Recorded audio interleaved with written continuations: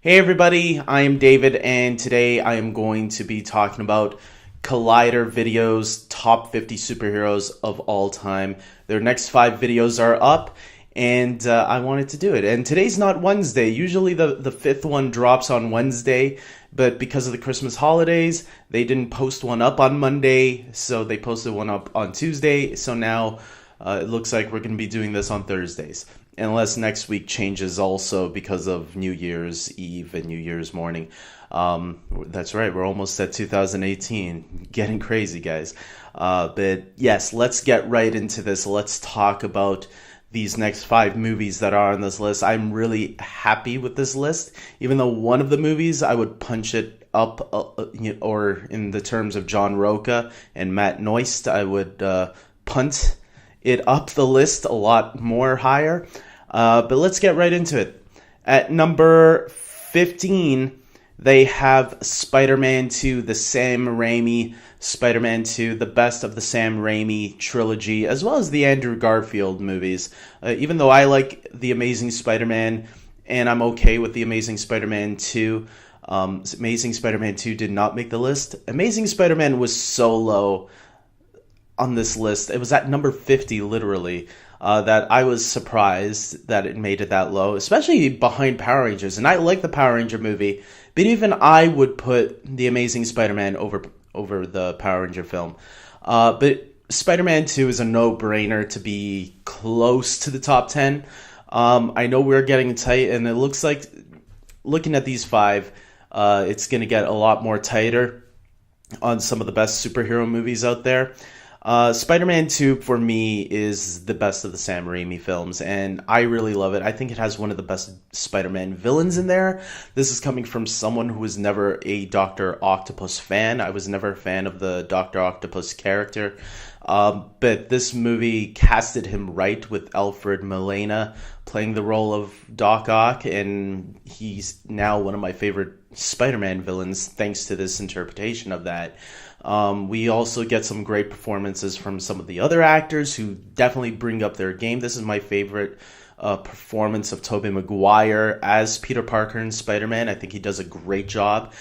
Kristen Dunst is the least annoying out of these 3 Spider-Man Sam Raimi films. She is the best here in this one. I even like James Franco, really love James Franco in this one as Harry Osborn. Definitely them setting him up for Spider-Man 3. We all know how that turned out. But for the most part, yeah, Spider-Man 2, the story, everything in this movie is stepped up a notch from the last Spider-Man movie that came before this one. So yeah, definitely not upset. Me, I have Spider-Man 2 just 2 notches up. I have it at 13. They had it at 15. I have mine on my list at 13. So there's no complaints there. The next one on their list, I might have a little complaint, is Batman Begins.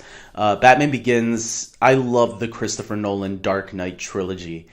It is my favorite trilogy of all time. Some people would call me crazy because I would put it up there over the original Star Wars trilogy and over the Lord of the Rings trilogy, over whatever trilogy you can think of. Indiana Jones, the Toy Story trilogy, the Godfather trilogy, whatever, the Matrix trilogy. I don't care. It is my favorite trilogy of all time. And Batman Begins is my least favorite of the trilogy. Most people would rank it Dark Knight, then Dark Knight Rises. Batman Begins, then Dark Knight Rises. I would rank it how I just messed it up there. Dark Knight Rises, then Batman Begins. But even so, Batman Begins to me is still a great movie. And for what it did for the Batman franchise, which what they say in the video, it's very true. The Batman franchise was dead up to that point. And the movie didn't do as well as it should have when it was in theaters. It actually made its budget back on home video sales when DVDs were still helping movies survive. Sometimes if a movie didn't do so great in theaters, DVD sales or VHS sales could help the movie get its budget back and make the studios realize, oh, maybe this is a franchise that can still continue. So thank goodness to all the people that supported Batman Begins when it was on video and DVD, because that's what gave us The Dark Knight right after possibly, for many people, one of the greatest superhero movies of all time. So I'm happy to see what they had to say about it. For me personally, Batman Begins would be at number 4. So everybody that says this should have been in the top 5, I agreed with them. I was yelling at my TV, yes, so why wasn't it? So there we go on that. At number 13, they had SpiderMan Homecoming. Again, this is a ranking I'm okay with, because on my list, I have SpiderMan Homecoming on number 10. At number 10. So again, it's not too much off from my list. So I'm surprised that Batman Begins didn't outrank it. That's the only thing I'm surprised about. Batman Begins and Spider-Man Homecoming are two completely different movies, so maybe that's a factor that went into it.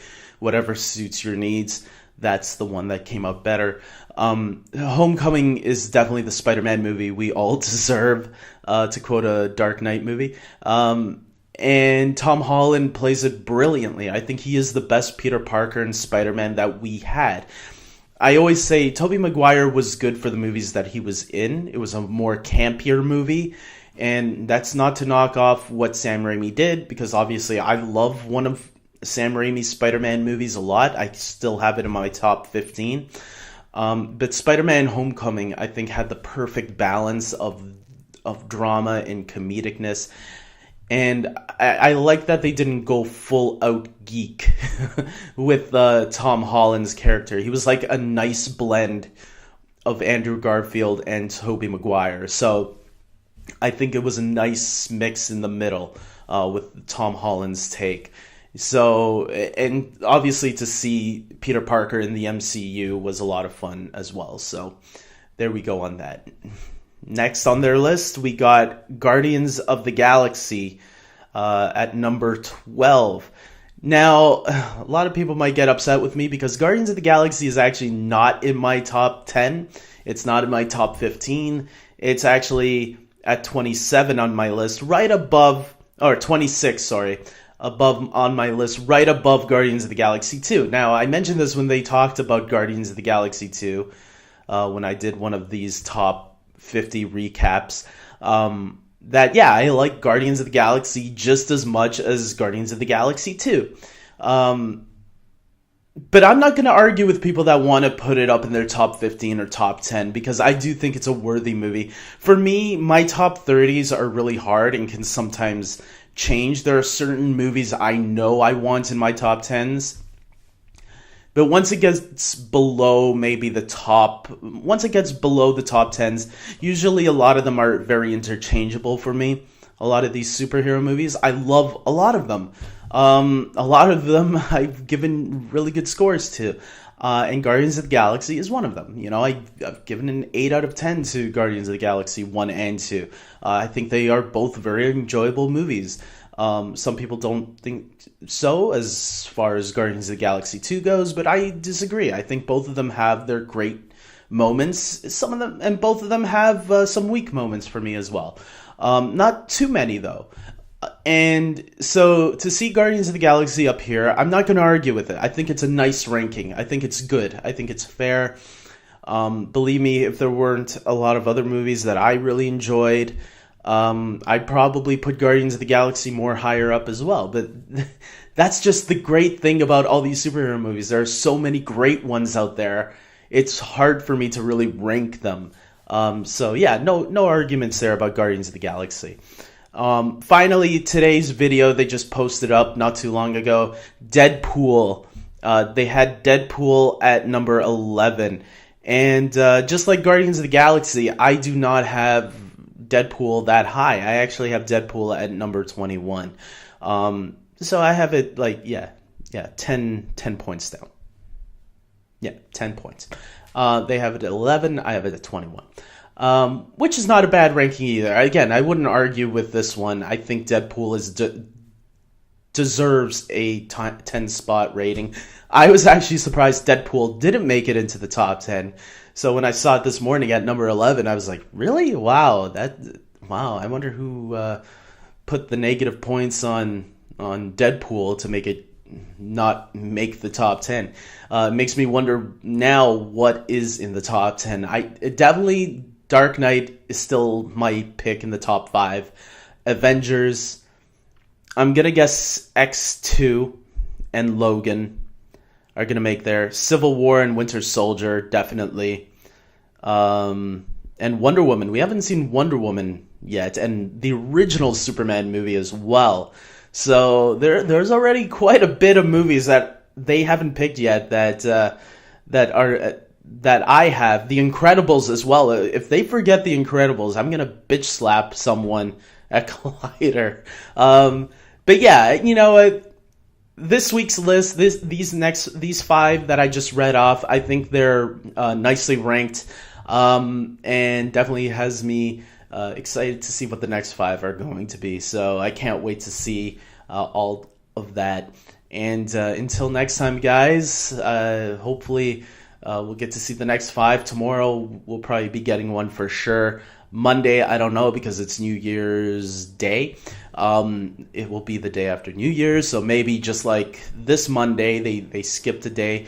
That means maybe Friday we'll get the 5th one, the next 5 by Friday next week. So until then, I want to say, like this video, subscribe to my channel, comment below, and tell me your thoughts on these 5 movies. Did Collider rank them well, or are you disappointed that something wasn't on this list that was lower earlier on their lists? So let me know. And guys, if you don't remember what the other movies were, go to Collider's YouTube channel. Check their channel out, because they have some great content, way better than my content. And check out those top 50. They have separate videos for each of the movies that they talk about. There's great variety of their opinions on there. And sometimes, even if you don't agree with their opinions, it's great hearing someone else's point of view to see how they see that film. You know, I don't agree with Collider all the time, but sometimes I do find their points of views interesting. Sometimes I think they're a little unfair with some people are a little unfair, but sometimes it's a different point of view, and it's nice hearing someone else's different point of view, and I think we should all respect that. And so with that being said, until next time, take care.